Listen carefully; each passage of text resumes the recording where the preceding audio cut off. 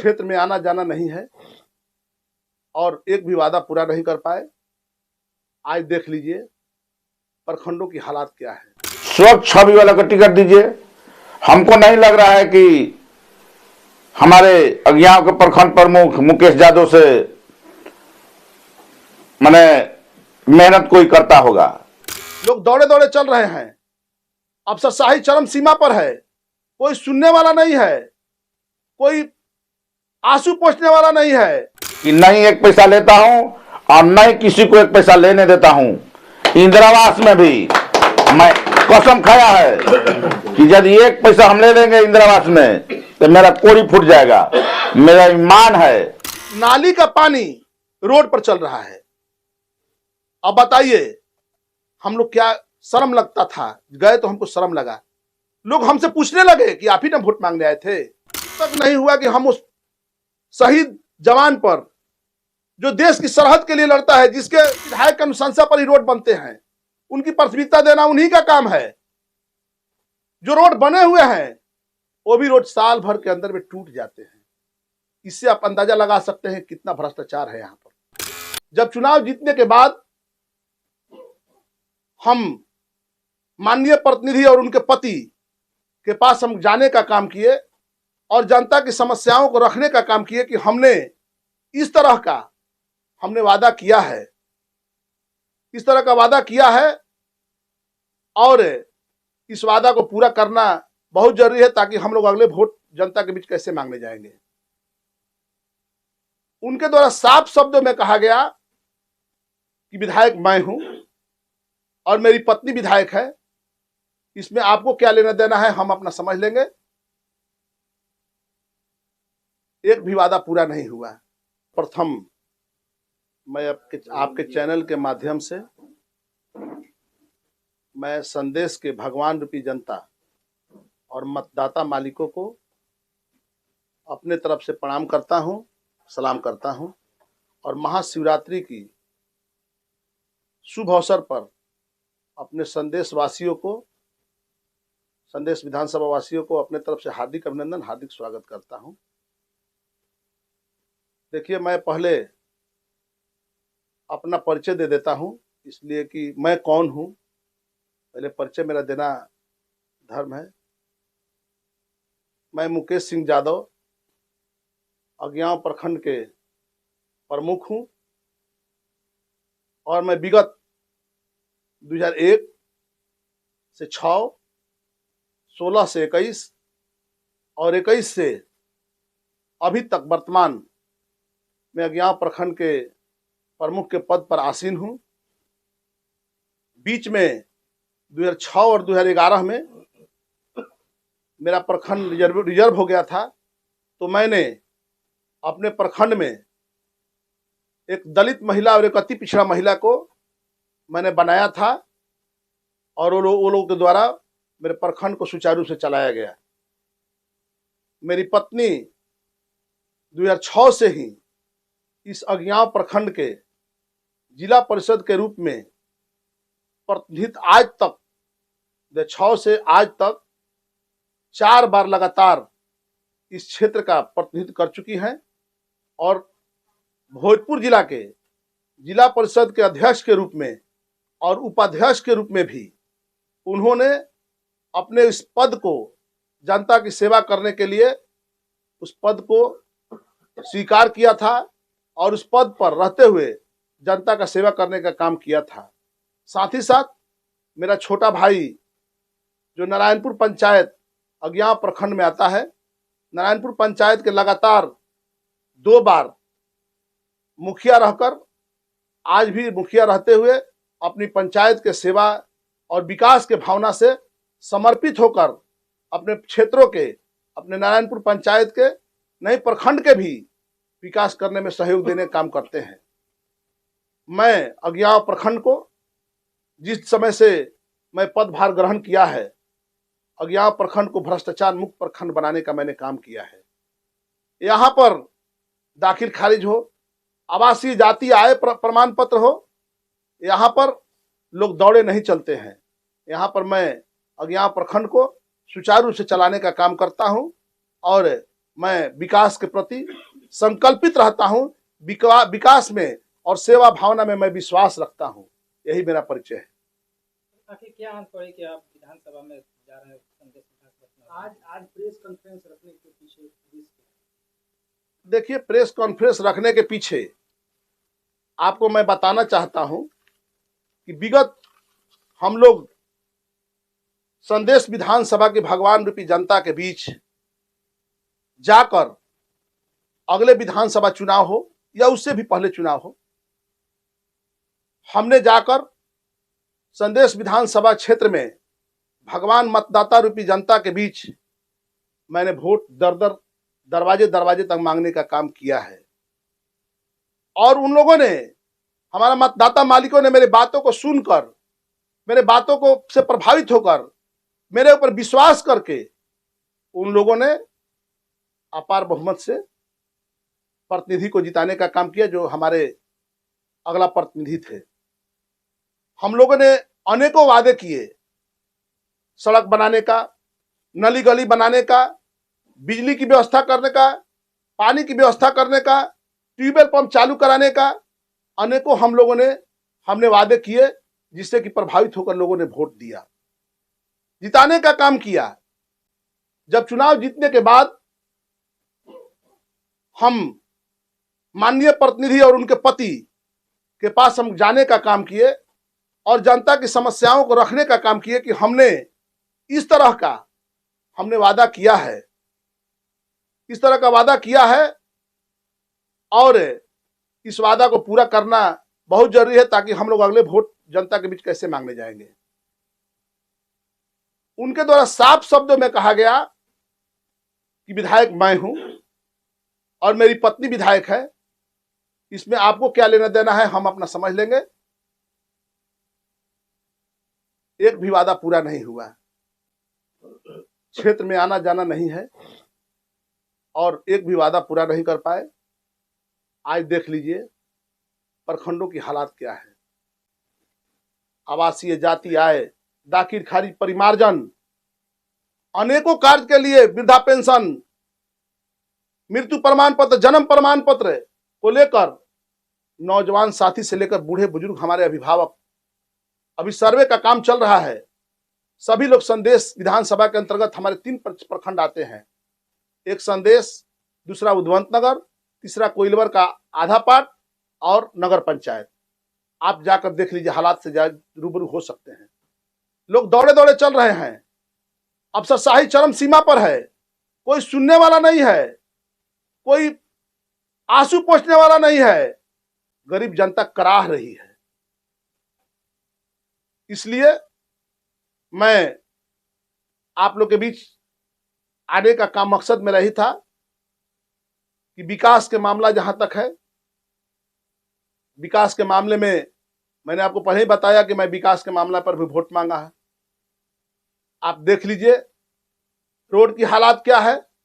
संदेश विधानसभा की एक रोड में आप चल जाइए और देख लीजिए हालात क्या है रोड की, जबकि विधायक, माननीय विधायक की अनुशंसा पर ही रोड बनते हैं, उनकी प्राथमिकता देना उन्हीं का काम है।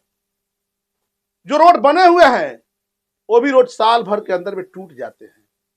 इससे आप अंदाजा लगा सकते हैं कितना भ्रष्टाचार है यहाँ पर। आगे आप क्या सोचें? देखिए, पहले मैं बात को पूरी कर लूं। अभी आप देख लीजिए, जो हमारा तापा, 52 गांव तापा बोलता है, जो संदेश विधानसभा में है, 52 गांव तापा का लाइफ लाइन 3 रोड है।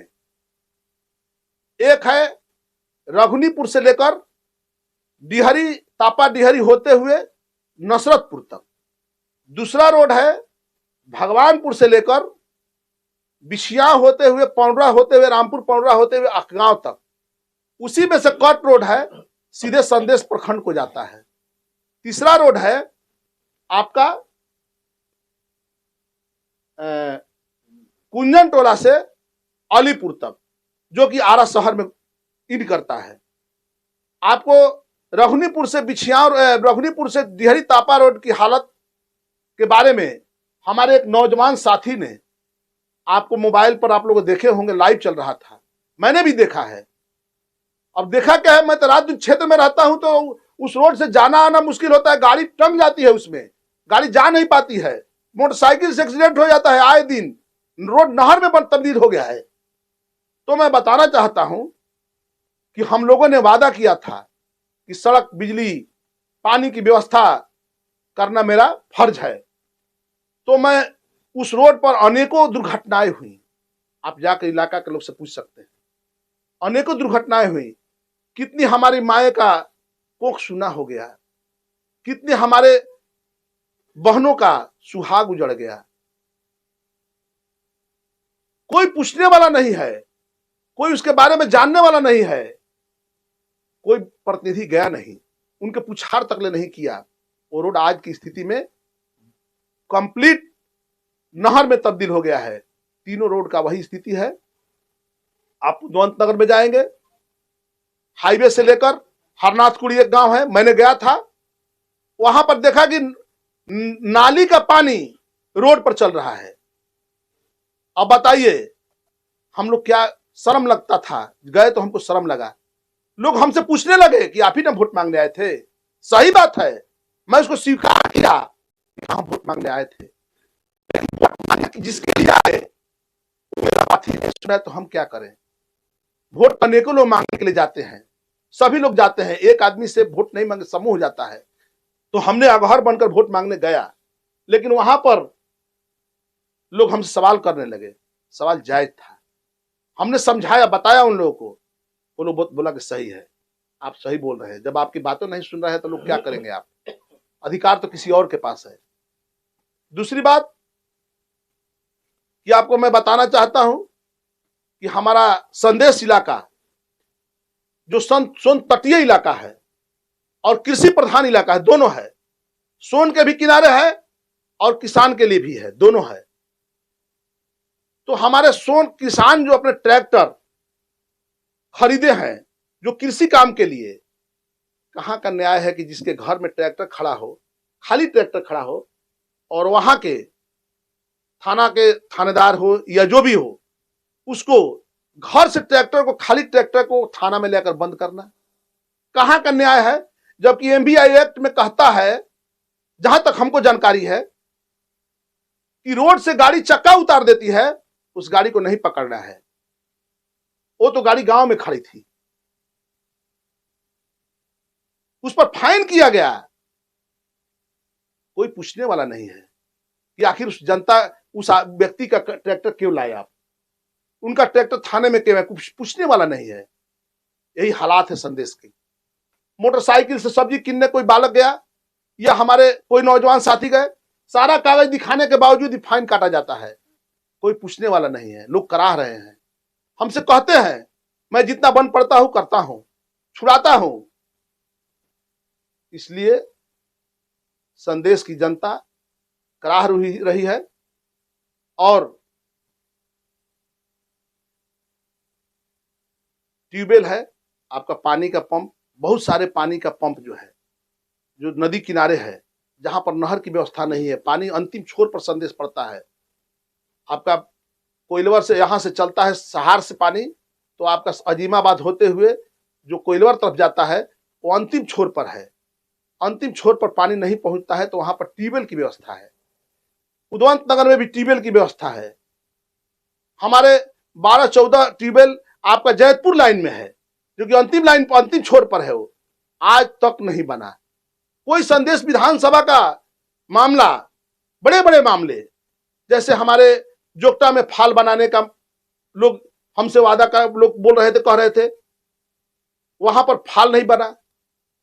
विधानसभा में हमारे माननीय जो है, एक भी प्रश्न 10 साल के अंदर, मैं बताना चाहता हूं, 10 साल 15 साल के अंदर में एक भी प्रश्न संदेश विधानसभा के विकास के मामले में आज तक कोई प्रश्न हमने नहीं सुना। ये मैं दावे के साथ कहता हूं कि कोई प्रश्न नहीं आया कि संदेश की विकास होनी चाहिए। ये संदेश में बहुत महत्वपूर्ण काम है, चाहे पानी के लिए चेक डैम बनाना हो, या पानी के लिए ट्यूबवेल की व्यवस्था करना हो, या बंद पड़े ट्यूबवेल को चालू करना हो। आप जाएंगे क्षेत्र में तभी ना जनता की हालात समझेंगे। क्षेत्र में तो जाना आना है नहीं, तो जनता की हालात क्या समझेंगे। बहुत लोग हमारे जो भी उस इलाके में सोन है, नदी है, दुर्घटनाएं होती रहती हैं, रोड पर दुर्घटनाएं हो जाती हैं। सोन में बहुत सारे लोग हमारे पानी आता है तो डूब जाते हैं, कोई पुछार करने तक नहीं गया। यही हालात है, उसके आंसू पोंछने तक नहीं गया, उनके हालात को, दुख को, दर्द को बांटने के लिए नहीं गया। नेता जाता है तो जिसके घर में दुख होता है तो उसके हौसले बुलंद होते हैं।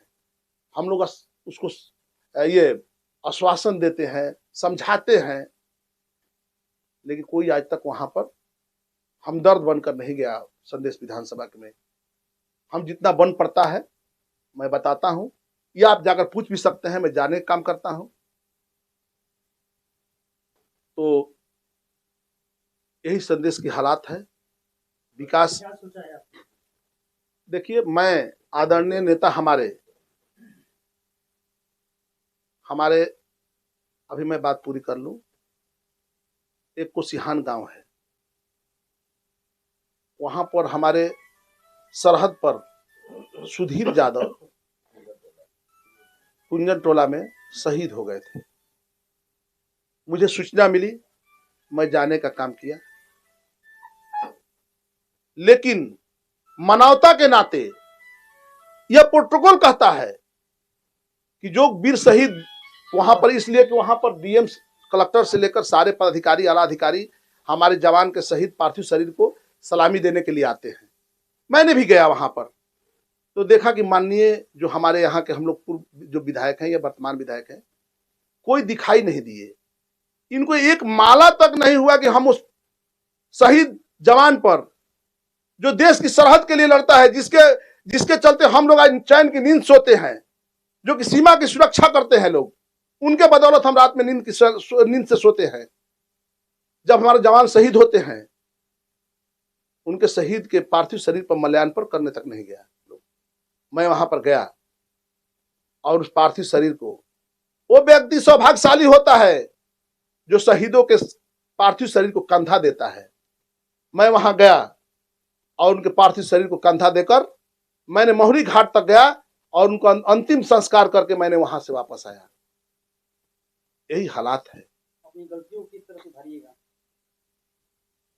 मैं भगवान तो नहीं हूं, लेकिन मैं आशा विश्वास रखता हूं कि मुझसे गलती नहीं हो, इसलिए कि मैं 25 साल से अज्ञान प्रखंड का प्रतिनिधित्व किया हूं और मेरी जनता से कोई शिकायत नहीं आती है। और वही जो यहाँ की परंपराएं हैं वो मैं संदेश में निश्चित रूप से संदेश की जनता के उम्मीदों पर, आशाओं पर मैं खरा उतरने का काम करूंगा और मैं जाने अनजाने में भी गलती नहीं होने दूंगा, ये मेरा वादा है। आप अपने क्षेत्र में शिक्षा को लेकर क्या कहेंगे? देखिए, शिक्षा की बात जहां तक आएगी तो मैं आपको बताना चाहता हूं, हमारा कोइलवर प्रखंड में कोइलवर उच्च विद्यालय है, जिसके रोड ने अतिक्रमण कर लिया है। आप लोग भी जानते हो, जो आरा से पटना जाती है रोड, तो बाएं साइड में कोइलवर का हाई स्कूल था। आधा से अधिक भाग रोड में चला गया। लेकिन मैं दुखित साथ कहता हूं, उस हाई स्कूल को, जो शिक्षा का मंदिर कहा जाता है, जिससे हमारी उम्मीदें होती हैं, जो इससे हमारी उम्मीदें जगती हैं, जो हम वहां के नवनिर्माण, हमारी नवनिर्माण हो या आपकी नवनिर्माण हो, स्कूल से ही होता है। विद्या मंदिर कहा जाता है, शिक्षा का मंदिर कहा जाता है। उस विद्यालय को बनाने के लिए, दूसरे जगह बनाने के लिए आज तक कोई विधानसभा में, संदेश विधानसभा के माननीय लोग विधानसभा में प्रश्न नहीं रखे कि कोइलवर जो हाई स्कूल टूट चुका है उसको कहीं और जगह बनाया जाए, जमीन अधिग्रहण किया जाए और बनाया जाए। आज तक वही स्थिति में हाई स्कूल है, जीर्ण शीर्ण अवस्था में है। तो मैं आदरणीय नेता जो हमारे आए हुए थे तेजस्वी जी कार्यकर्ता सम्मेलन में, उन्होंने हम लोग के बीच प्रशिक्षण देने का काम किया था, बताने का काम किया था कि मैं हर विधानसभा का सर्वे कराऊंगा। मैं उनको धन्यवाद देता हूं। बहुत अच्छी पहल है, बहुत अच्छी सोच है। मेरा संदेश विधानसभा, सभी विधानसभाओं के साथ संदेश विधानसभा का भी सर्वे हो और यहाँ की जनता की क्या हालात है, किस स्थिति से जनता गुजर रही है, किस पीड़ा के तहत जनता गुजर रही है, आप उसका सर्वे कराएं। और मैं आशा विश्वास रखता हूं कि जो कार्य अधूरे रह गए हैं, मैं अपने नेता से अनुरोध करूंगा कि एक बार मुझे संदेश में मौका दे। मैं उस जो बचे हुए काम हैं उसको मैं पूरा करने का काम करूंगा। और मैं आशा विश्वास रखता हूं कि संदेश की भगवान रूपी जनता, संदेश की भगवान रूपी जनता मेरे साथ है और मैं उनकी आकांक्षाओं को निश्चित रूप से, उनको आकांक्षाओं को निश्चित रूप से मैं पूरा उनके प्रति संकल्पित रहूंगा और उस कार्य को मैं पूरा कराने का काम करूंगा। संदेश विधानसभा के हमारे मतदाता मालिक, मुझे आशा और विश्वास है कि मेरे साथ हैं और मैं भगवान रूपी जनता जो हमारे उम्मीदों के पर, निश्चित रूप से उनकी उम्मीदों पर संकल्पित रहूंगा उनके कार्यों के प्रति। और मैं, मेरे खून में एक एक कतरा यदि मेरे शरीर में रहेगा तो संदेश की जनता के लिए निछावर रहेगा और मैं हमेशा उनके प्रति निश्चित रूप से जागता रहूंगा। मैं एक बात और बताना चाहता हूं कि जब नेता सोती है, जनता सोती है, तो नेता को जाग कर रहना चाहिए, पहरा देना चाहिए, इसलिए कि हम चौकीदार बनकर आए हैं, हम नेता नहीं हैं, हम घर के बेटा हैं। जब अपने आप को किसी दिन नेता समझने लगिएगा तो आपका उसी दिन शुरू हो जाएगा गिनती गिरने का।